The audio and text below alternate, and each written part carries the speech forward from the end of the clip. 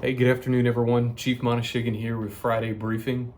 I think you're going to notice that right away today's briefing is going to take on a new tone, a tone that you may have not seen from us before, but I believe that it is important that you know and understand the position of the police department, and that you're also aware of some of the issues that we're trying to deal with and advocate for on your behalf. So I'll start by sharing a couple of cases with you, and then I'll discuss the outrage that we feel associated with these cases. First, today at about 9:15 a.m., our officers were dispatched to a reckless driver call and ended up stopping the driver on Azle Avenue on the bridge going over 820.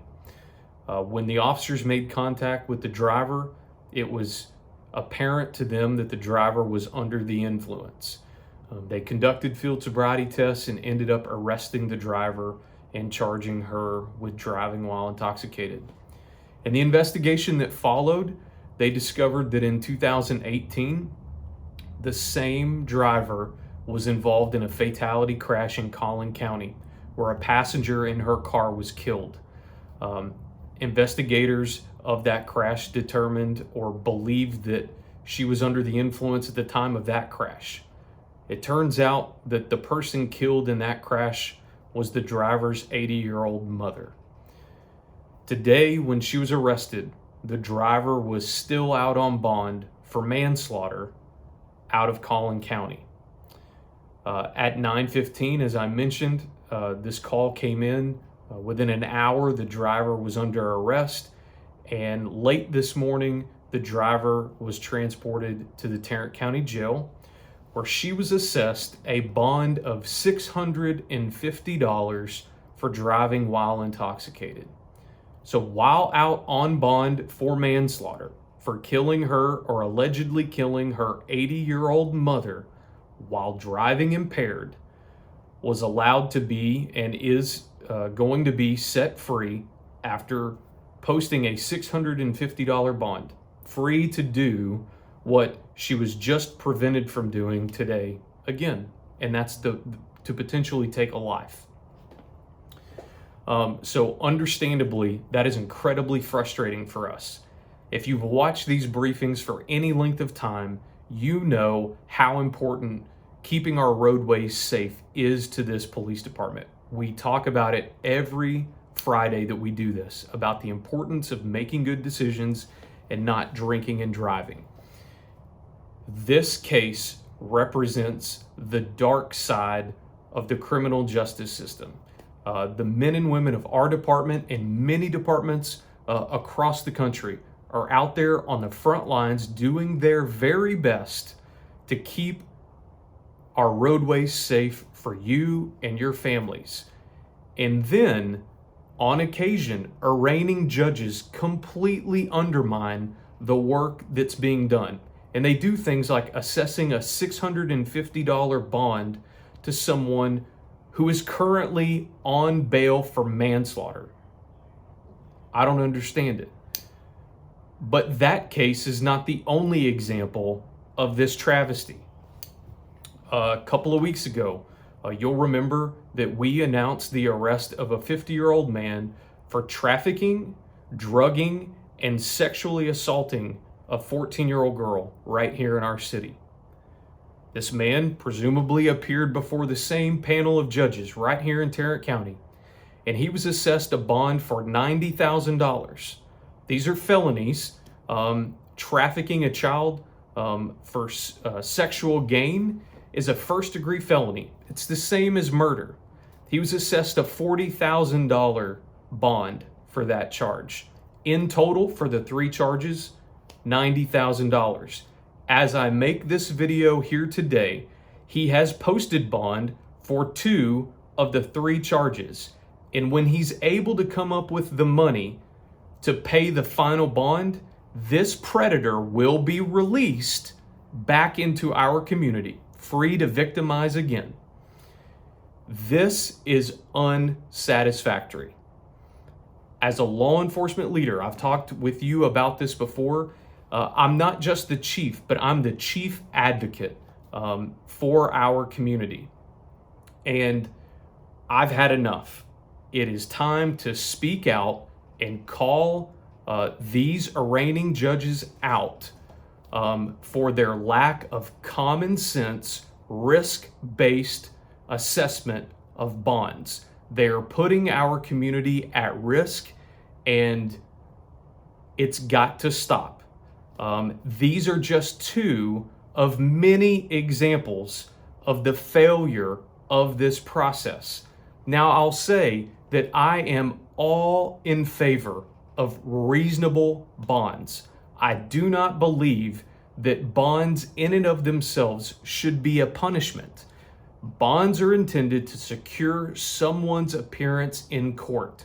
That's what they're for. However, risk should also be assessed in that decision. So if someone has no criminal history and they commit a minor offense, they should be assessed a reasonable bond for that charge. But if you've killed somebody and you do the same thing again, I believe the circumstances of the assessment of risk should be different. If you traffic, drug, and sexually assault a child, I don't know that you need to be out in the community until you've appeared before a judge and at least had a preliminary inquiry into the circumstances around the case and had your risk, the person's risk to the community evaluated before the decision is made to just let them go. Let's give them a bond, they can pay it, boom, right back out into the community. Enough is enough. I intend to speak out and to have discussions at the appropriate levels as a chief of police, but I also think that it is incumbent upon you, the community, to call attention to this issue through various elected representatives, civic organizations, whatever you feel is most appropriate. If this is something that bothers you, now is the time to take action. We at Lake Worth PD go out every day with a focus on excellence, providing you with excellent service and protection. And it is incredibly defeating when we do that, when we catch bad people doing bad things and we deliver them to the doorstep of justice. We hand them over to the judicial branch of government, which turns right around and releases them back to the public to victimize again. So, with that said, any thoughts that you would have, any leads on people to talk to, any advocates in the community who would join us in this cause, I would love to hear from you. My information is on our website, lakeworthtx.org/police. You can find me on there. I would love to hear from you. We've made tremendous strides the last few weeks since I've been with you. We've held community meetings. We've had wonderful opportunities to hear from you and to learn more about what's important to you, the community. And based on all of that, in the years of trust that we've built with you, I know that these actions by our arraigning judges are not in line with your expectations. So I just want you to know that as your chief, I'm fired up and I'm ready to go get something done about this for our community's benefit. I will follow up maybe next week with our general announcements and the things that we normally do on Friday briefing. But going into the weekend, I wanted you all to know about this while it was still fresh and current. And it will probably give us all time to think and reflect on what we may want to do moving forward to try to get this problem resolved. Until then, please be safe this weekend. Do not drink and drive. And we'll see you next week. Thanks.